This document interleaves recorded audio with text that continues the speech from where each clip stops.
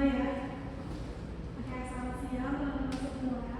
Sebelum perkenalkan, kita dari kelompok 8. Saya Putri Novi Mulyani dan rekan saya. Aku Maladita. Aku Bigel. Aku Hanya. Oke, kita hari ini akan diskusi ya. Sebelum mulai di next. Oke, sebelum membahas lebih lanjut, kita perlu mengenal dulu nih profesi psikolog dan tahapan pendidikan yang harus ditempuh dulu untuk menjadi seorang psikolog. Nah, di sini jalur pendidikan psikologi di Indonesia yang pertama itu sarjana psikologi.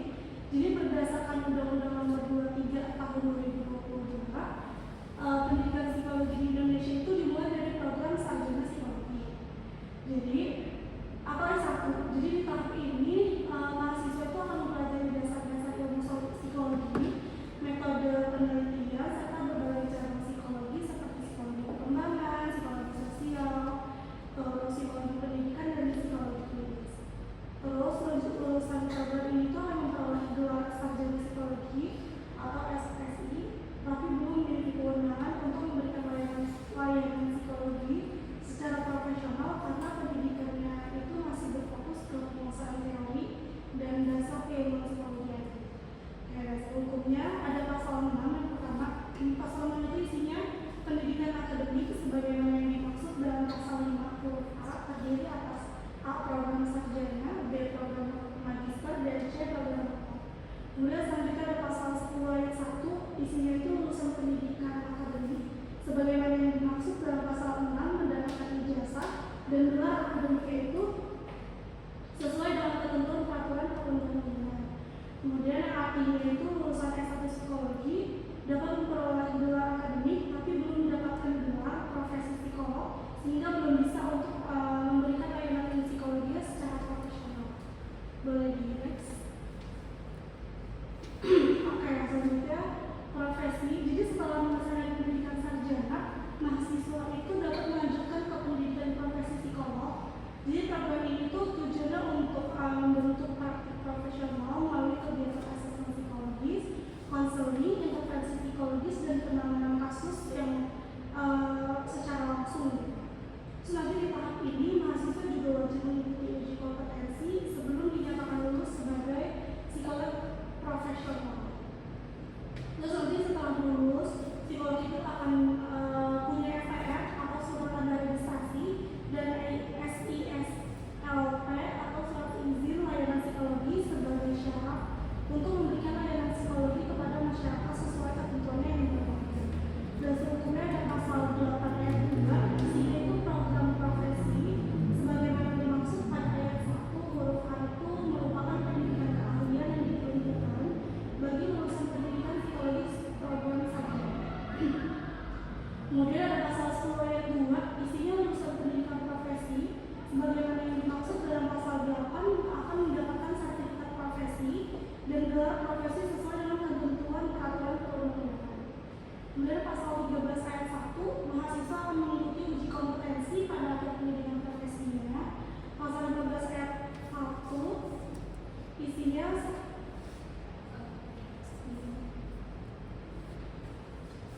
15 ayat 1, setiap lulusan pendidikan profesi akan mendapatkan SPR. Dan pasal 17 ayat 1, setiap psikolog yang menjalankan layanan psikologi wajib memiliki SIRP. Yang artinya seseorang baru dapat menjalankan praktik psikologi secara profesional itu apabila mereka telah menyelesaikan pendidikan profesi, mengikuti uji kompetensi, memiliki SPR, memperoleh SIRP, serta mendapatkan sertifikat profesi dan gelar profesi secara aturan yang berlaku.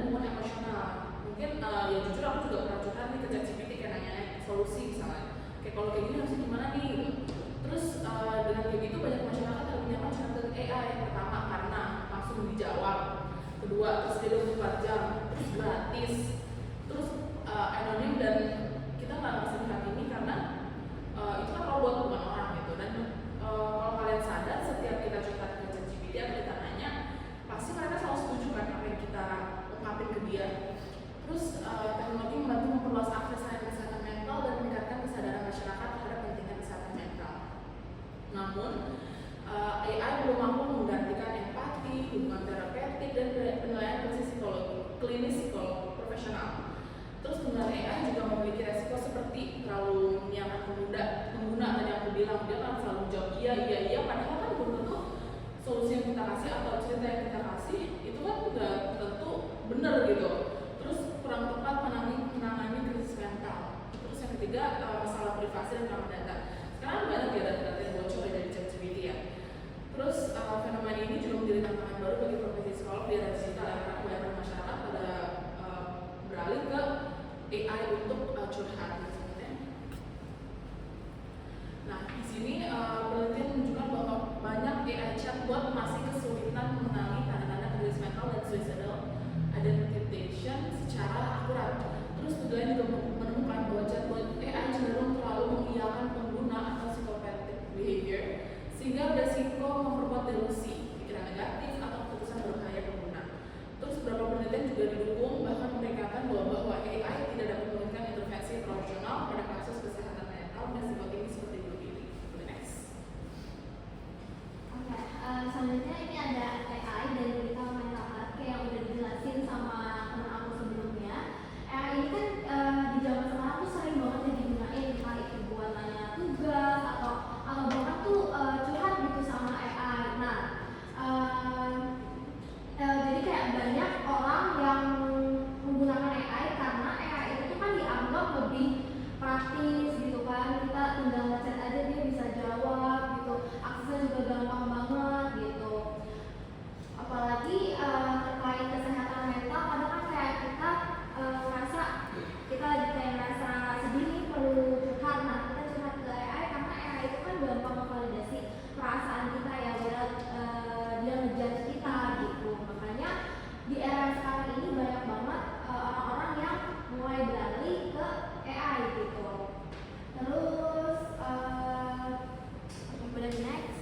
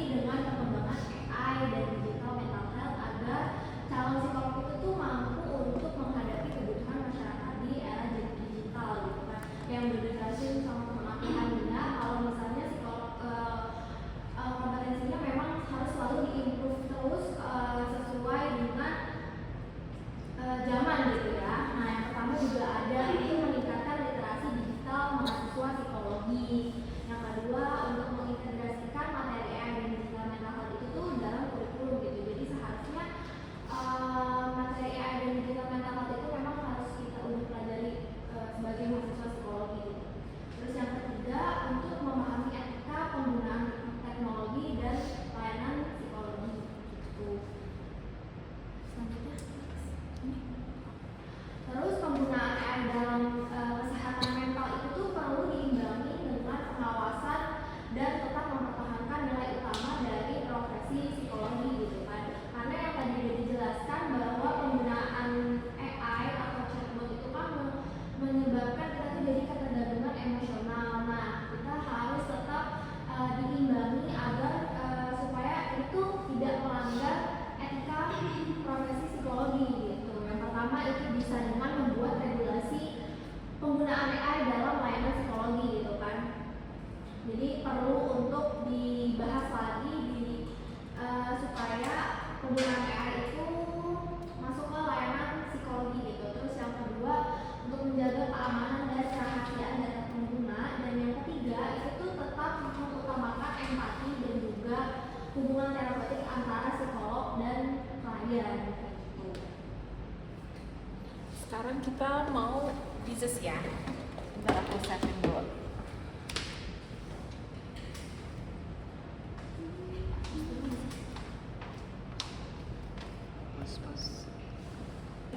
Boleh di scan ya?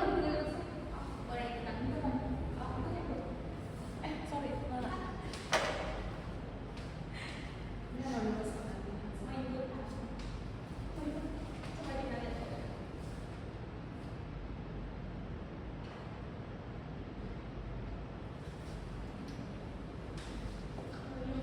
Mau ikutan? Nih. Udah bisa langsung isi kalau misalnya mau isi. Ini buat sharing aja.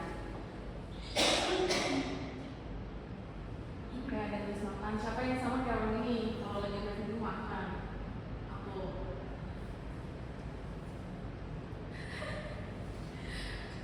Siapa yang sama? Kalau TikTok, makan, cerita tentang dekat, main sama teman. Tergantung mood, oke. Gak apa juga. Udah semua ya? Udah next. Apa hal yang paling random yang pernah kalian kayak coba? Aduh, mau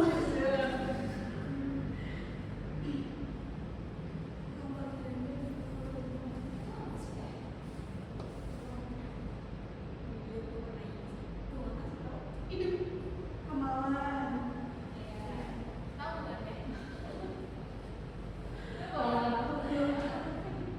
Oke, tanya di masa depan. Itu gunting lah.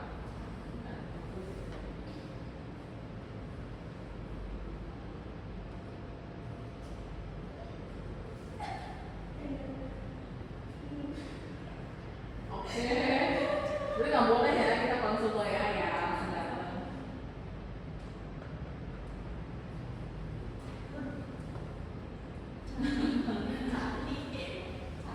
Lucu. Ah, udah.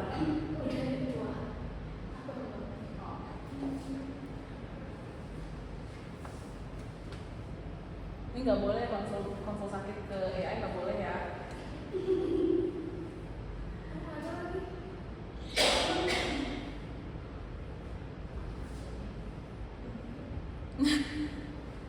Oke, rating global. Oke, next ya. Selanjutnya, kenapa menurut kalian orang lebih nyaman curhat ke AI? Mungkin kalau dari aku pribadi, aku suka curhat ke AI karena pertama gratis dan responnya cepatnya, dan dia selalu memvalidasi perasaan orang yang curhat itu. Iya. Nah, ya itu. Tapi sebenarnya kalau divalidasi tersusah tuh Iya. gak bagus juga. Dan dijelaskan kalau AI kan punya sifat yang selalu mengiyakan. That's why Iya benar, nggak ngejudge. Rata-rata pada bilang enggak.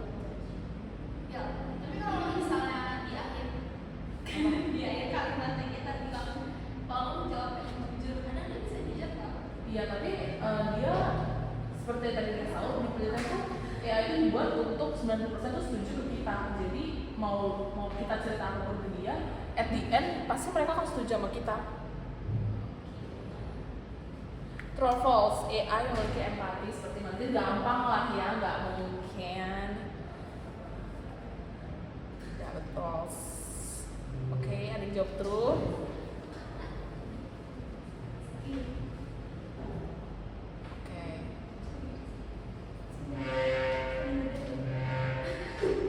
Udah semua ya. Ini yang terakhir deh. Menurut kalian apakah ini lebih membantu atau malah bikin makin overthinking? Ya, betul. Di sini nggak ada jawaban benar salah ya.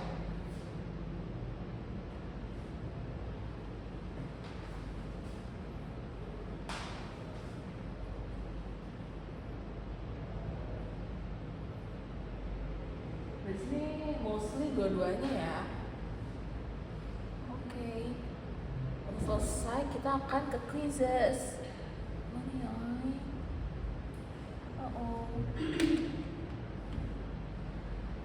Ini boleh masuk dulu. Kodenya yang paling atas tuh. 3. Atau ada banget ya? Zuzur Ini quizzes atau sama ganti nama. Boleh masuk dulu aja. Tunggu. Ya.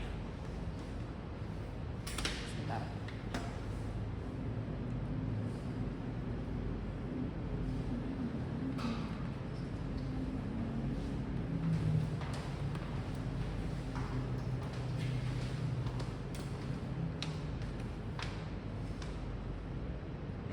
Masuk.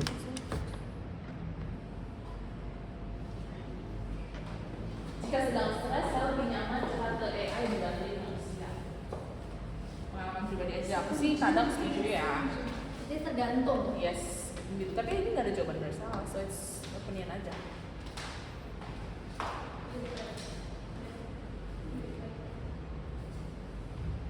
Udah jawab semua?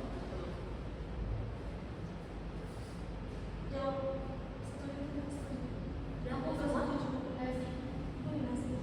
Dia masih iya gitu. Kok dia setuju? Selanjutnya, AI dapat membantu kesehatan mental seseorang. Coba Kakak Lala, gimana Kakak Lala? Enggak sih. Kasih tau Lala alasannya. Ya nggak bisa sampai membantu juga, cuman lebih ke support aja. Ya, Iya nggak sih? ya. Jadi setuju tidak setuju? Sama respon supportnya. Iya. Setuju atau tidak setuju? Tidak setuju. Tapi tergantung kalau ada yang setuju tuh Iya, apa ya? Menurut Lala aja. Lalu selanjutnya, AI one day bisa menggantikan peran psikolog. Menurut Hania enggak? Menurut Lala sudah tuh. Kamu kenapa nggak setujunya?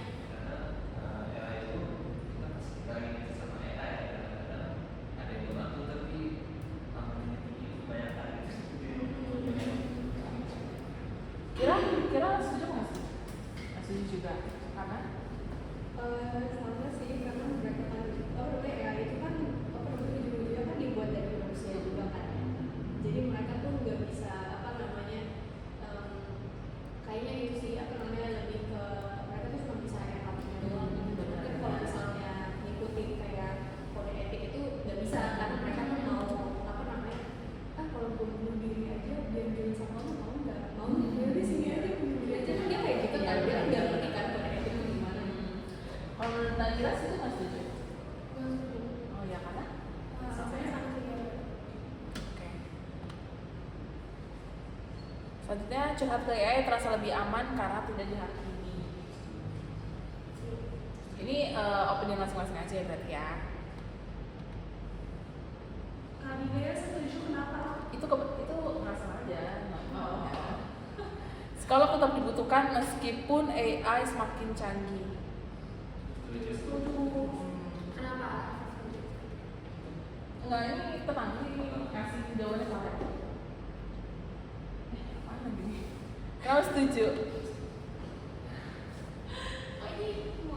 bisa kocak. Udah ya, udah. Terus aja. Jika sedang stres lebih nyaman curhat ke AI dibanding manusia. Tergantung masing-masing. Hah? Udah, itu tadi ya. Satu Dia tuh kayak mengulang gitu loh. Yeay, selesai. Bye. Mungkin kita closing dulu ya. Boleh. Mungkin segitu aja dari kita. Semoga apa yang kita bahas hari ini bisa jadi ilmu buat kalian masa depan. Kalau misalnya AI itu selalu bisa digunakan dalam berbagai sehari-hari ya. Mungkin penting belajar informasi atau misalnya kita